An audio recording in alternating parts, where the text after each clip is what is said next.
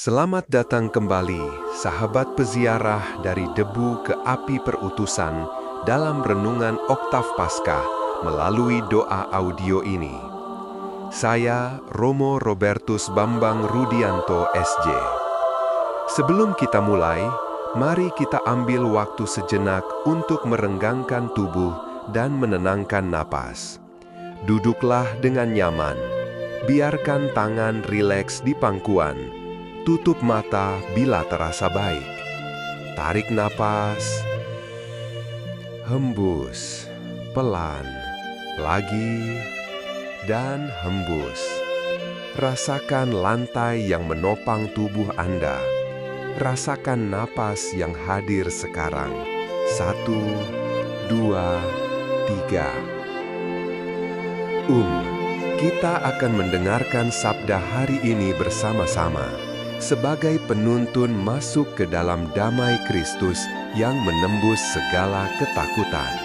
Mari kita sediakan hati untuk Injil Kamis Paskah, momen ketika Yesus yang bangkit datang menembus ruang tertutup, mengucapkan damai bagimu.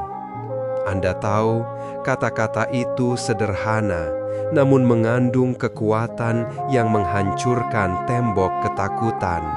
Sekarang, biarkan kata-kata itu mengalir pelan dalam hati. Damai, damai bagimu, damai bagimu. Izinkan diri Anda menghadirkan hari ini di hadapan Tuhan. Apa yang Anda rasakan? Lelah, gelisah, takut, atau ada secerca harap? Jangan menilai, hanya menyadari. Selanjutnya, dengan cinta kasih, mendoakan dari dalam dada. Semoga damai beserta kita, ke diri sendiri, ke ruangan atau rumah tempat kita berada, ke wilayah di luar ruangan atau rumah tempat kita berada, ke pulau, negara, benua tempat kita berada, ke bumi dan seluruh alam semesta. Sampaikan doa dengan terus mengatakan, semoga damai beserta kita. Rasakan setiap suku kata seperti napas yang menenangkan. Dalam teks Injil, murid-murid terurung, tertutup pintu, dipenuhi takut-takut akan apa yang terjadi, takut pada otoritas, takut pada perubahan. Kedatangan Yesus menantang logika mereka. Tubuh yang bangkit mengatasi hukum ruang dan waktu. Tetapi kata pertama yang ia ucapkan bukanlah penjelasan teologis, melainkan salam damai. Itu penting. Tuhan memulihkan kepercayaan bukan dengan argumen rumit, melainkan dengan keberadaannya yang menenteramkan. Dari perspektif Ignatian, damai batin adalah tanda bahwa roh yang baik bekerja dalam hidup kita. Saint Ignatius mengajarkan kita mengenali penghiburan dan penggelahan, consolation dan desolation. Ketika kita mengalami penghiburan, ada ketenangan, terang, dan kecenderungan untuk mendekat pada Allah dan sesama. Jadi, ketika Yesus berkata, "Damai bagimu," itu adalah panggilan untuk membuka hati pada apa yang menenangkan jiwa kita. Bukan sekedar solusi praktis, tetapi hadirat Roh Kudus yang memulihkan. Lihat, dari jendela Fransiskan, damai itu merambah ke seluruh ciptaan. Santo Fransiskus mengajarkan kita untuk menjadi alat damai, merawat, bukan menghancurkan, memelihara, bukan mengeksploitasi. Damai Kristus tidak hanya untuk ruang doa kita, tetapi untuk taman, sungai, kota, dan orang-orang yang kita temui. Damai yang sejati menuntut gaya hidup sederhana, tanpa kekerasan dan perhatian terhadap mereka yang terluka oleh modernitas. Dan lalu, ada perspektif I thirst. Mungkin Anda pernah merasakan kalimat itu, seperti rintihan kasih Kristus. I thirst. Ia haus akan hati kita yang penuh dengan damai-Nya. Bukan haus akan penerimaan semu, tetapi haus akan penyerahan, membiarkan damai-Nya tinggal dalam hati, mengalir melalui kata-kata dan tindakan kita. Jadi, damai itu bukan benda pasif. Ia perlu kita terima dan pelihara. Sekarang, saya ingin menceritakan sebuah kisah yang dekat dengan hati saya. Saat hidup di Jepang, saya sering mengunjungi bengkel pengrajin kintsugi. Kintsugi adalah seni memperbaiki keramik yang pecah dengan mengisi retak-retak itu menggunakan emas. Hasilnya bukanlah menutupi cacat, melainkan menjadikan bekas luka itu bagian yang paling indah dari piring atau mangkuk itu. Begitu juga dengan jiwa kita.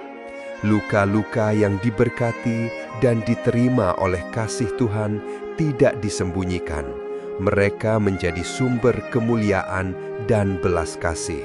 Saya ingat salah satu pengrajin berkata kepada saya, "Kami merajut kembali bagian yang retak-retak, bukan menutupi, dan dengan sabar membuat sambungan baru yang bersinar." Dalam pengalaman pastoral, saya melihat orang-orang yang membawa bekas luka, pengkhianatan, kehilangan pekerjaan, kegagalan hubungan, kecemasan yang membelit. Tuhan tidak datang untuk menepuk kepala dan bilang, "Semua baik-baik saja." Ia datang berkata, "Damai bagimu," dan menyentuh retak-retak itu dengan emas kasih. Sekarang, mari kita lakukan 3 latihan singkat, satu dari setiap jendela rohani untuk menaruh damai Kristus ke dalam hidup sehari-hari. Pertama, latihan Ignatian, eksamen singkat. Renungkan sepanjang hari kemarin. Tanyakan pada hati, di mana saya merasakan penghiburan? Di mana saya merasa gelisah? Mohon satu napas panjang dan biarkan pikiran melintas tanpa penilaian. Kedua, praktek Fransiskan. Pilih satu tindakan kecil untuk merawat ciptaan atau sesama. Membuang sampah pada tempatnya, memberi makanan kepada yang lapar, atau menahan diri dari komentar yang menyakiti di media sosial. Sekecil apapun, langkah itu menabur damai. Lakukan hari ini, atau bahkan sekarang. Bayangkan niat itu mengalir dari hati Anda. Ketiga, latihan I thirst, doa napas sederhana.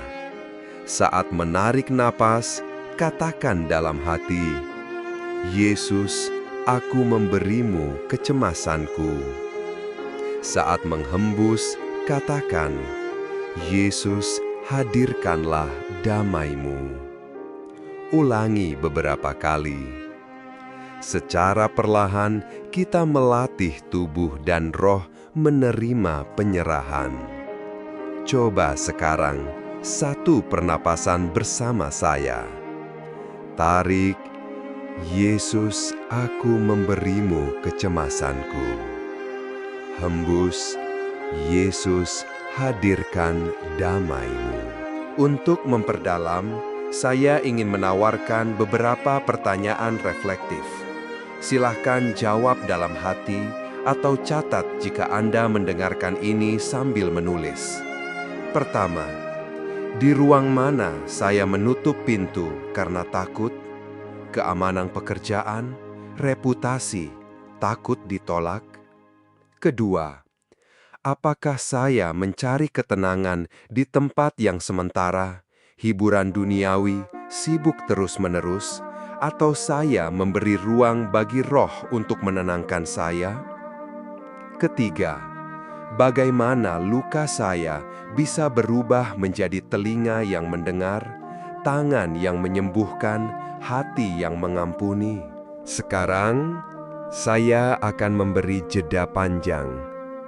Gunakan ini untuk merenungkan satu persatu pertanyaan itu. Ingat, tidak perlu terburu-buru. Tuhan menunggu dengan sabar, seperti pengrajin kintsugi yang memegang setiap pecahan dengan hormat. Saudara-saudari, bawalah kembali pengalaman sunyi itu kembali ke napas.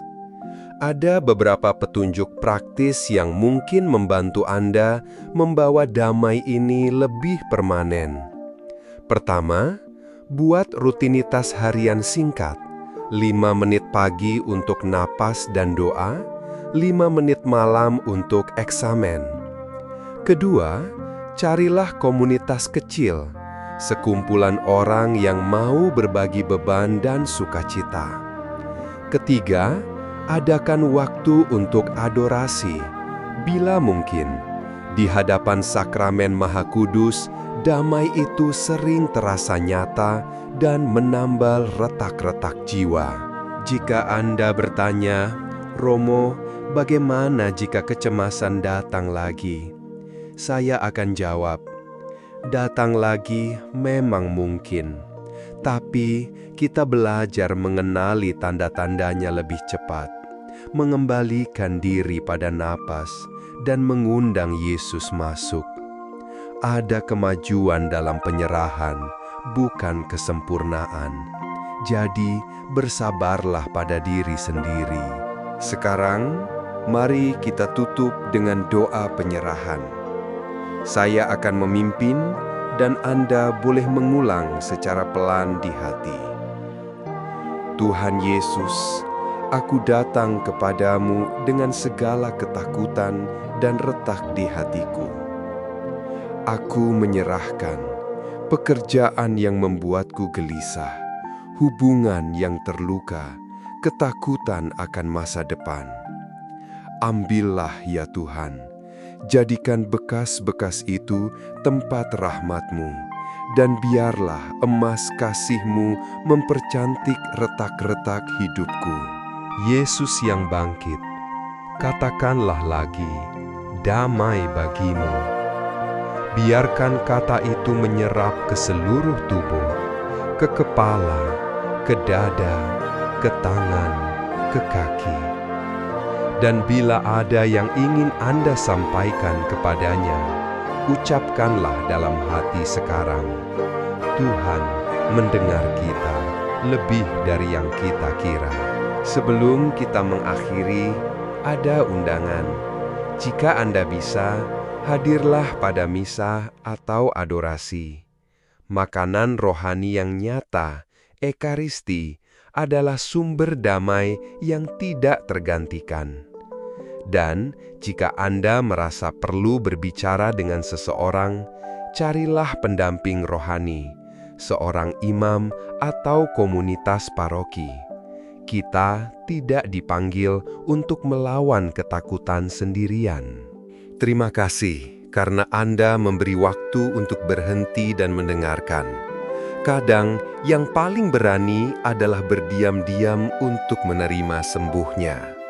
Saya berdoa agar damai Kristus mengisi hari Anda, menata kembali retak-retak menjadi keindahan baru. Sampai jumpa di kesempatan doa dan adorasi berikutnya. Tuhan memberkati dan damai-Nya menyertai kita semua. Akhir kata, bila Anda ingin, ulangi doa penyerahan sederhana ini di rumah.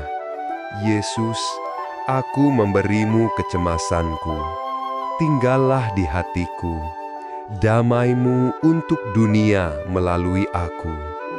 Mudah diingat, mudah diulang, dan saya harap menjadi napas baru dalam hidup Anda. Selamat melanjutkan hari dalam damai.